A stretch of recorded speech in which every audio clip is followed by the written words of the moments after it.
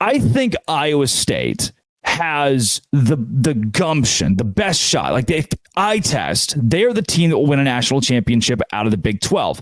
There are squads like BYU who I feel like have such a good balance from offense to defense as the season progressed. The offense came along first and the defense develops. For Baylor, the mix of young talent with old senior guys, that's something that if it clicks, they'll be fine. But that Iowa State game, you go back to that, you watch it in the Big 12 tournament, you think, man, I'm glad they lost, got a couple of days of rest, but oh, wow, Iowa State looks so good. And then you go back to Iowa State and think, oh, are they your team that's going to win a national championship? But then I already told you that if you win the Big 12 championship, and if you're outside of Ken Palm, either in offense or defense, top 25, you can't do it. And so we've disqualified Iowa State.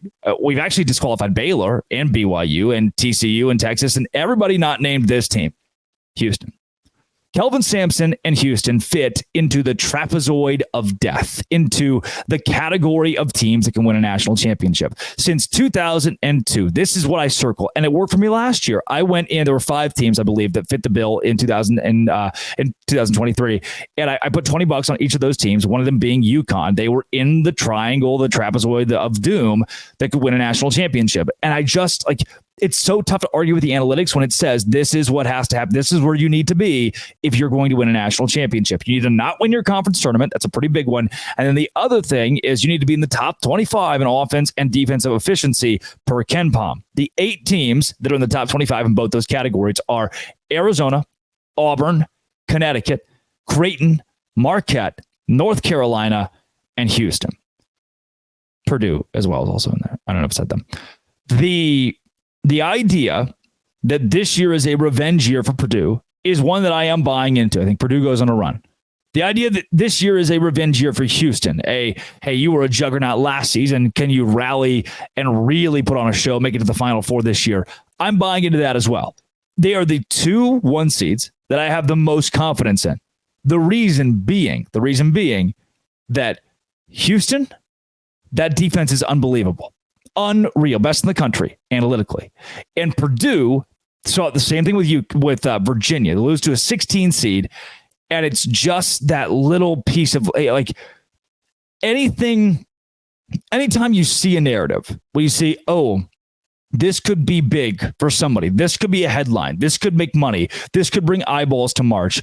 That thing happens a lot. Cinderella stories, redemption stories. Those arcs seem to come and go year by year in these scenarios. I think Purdue's going to fit that. And they fit it analytically, and Houston fits it analytically. And now UConn does, and Creighton does. And I'm buying in. I'm buying in on Houston being the national champion out of that category, but still Purdue having a good run in this tournament. Reluctantly, right? We haven't seen Matt Painter.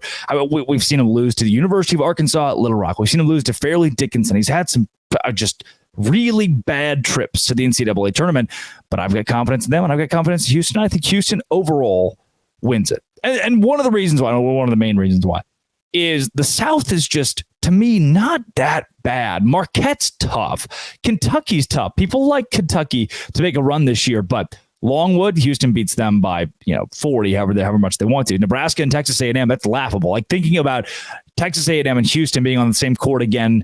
They've already done it once this season. It was a fairly tight game, but now at this point in the juncture, Houston wins by 15 points against Nebraska. They win by 20. Wisconsin and James Madison, Houston's defense beats them both into submission. I'm not sure if either school scores more than 50. For Duke and Vermont, that same thing applies. I think Houston is just an NBA team compared to Duke. When you put them on the floor together, Houston will dominate that matchup. Texas Tech and NC State, we've already seen that Texas Tech can play legitimate basketball at the top of one of the best conferences, the best conference in college.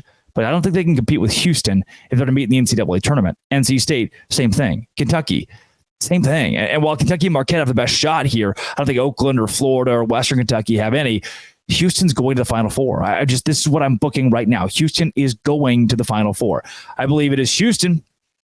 I also think there's a good chance that Iowa State goes to the Final Four. Wouldn't it rock if 2 Big 12 teams got there? What if Baylor did it too? I think the Bears do have a shot.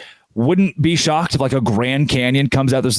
We've seen plenty of these just random teams in the Final Four, but I like a Iowa State, a North Carolina, a Houston, and a Purdue here. And if not Purdue, I'm really favoring Creighton as well. This feels like after last year was complete chaos. The Final Four was a bunch of random teams where it was everybody's high seed, and it made no sense that this year we all come back to earth. Remember the whole redemption arc thing. Like when there's a story there, that's typically what seems to play out. I think it's what plays out this year, and we see a much more chalk tournament when the dust clears and we get to the Final Four in Arizona. And so, yeah, I think that's what I'm going with today. We'll see. Maybe I'll change my mind. Don't lock me into that Final Four, but give me right now for rough one, Carolina, Iowa State, Houston, and Purdue. A very, very boring Final Four. And I just hope it's not that, but I do still think Houston, Jamal Shead, LJ Cryer will win a national championship. LJ Cryer's second national championship in college after he got that one at Baylor. And the analytics back it up. The analytics only back it up for Houston out of the Big 12. It's not me. Like if I had to pick, if analytics didn't exist, I would pick Iowa State all day long, especially the way they manhandled Houston. But tough to argue with a thing that just happens every year, right? This has been It Always Will Be. Come back tomorrow. We're still breaking down the bracket, and also this college football playoff thing. We're not getting enough money. I don't like it. It's locked on. Thanks for making it your first lesson every single day. Dose Grande.